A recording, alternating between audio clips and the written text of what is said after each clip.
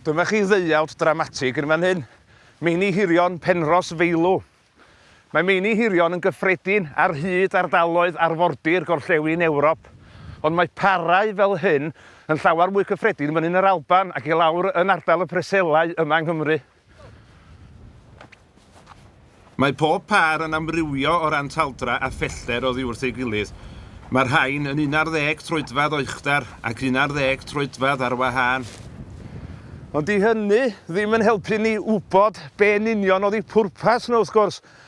Ydyn nhw'n rhan o ryw rodfa neu gylch defodol sydd wedi diflannu bellach, neu oedd nhw rhyw fath o gyflwyniad oedd yn nodi digwyddiad seryddol ar adag arbennig o'r flwyddyn, neu oedd o'n borth i'r byd arall.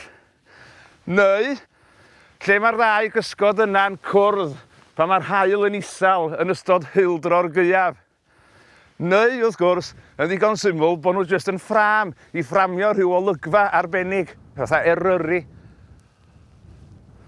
Cyn deidiau Celtiaid Prydain Iwerddon a gael oedd codwyr y meini yma, ac mae'n bosib mae gwybodaeth nhw a ddatblygwyd yn athroniaeth gan y dosbarth deallusol yn cynnwys beirdd, barnwyr, meddygon, gweledyddion ac offeiriaid a elwyd yn dderwyddon.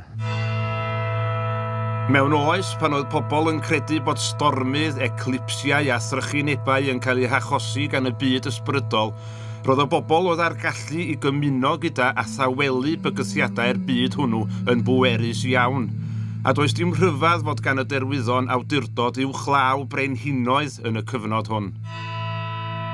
A do'na'm prinder o dderwyddon ar Ynys Môn, achos 2000 o flynyddoedd yn ôl, Ynys Môn oedd canolfan derwyddon Prydain.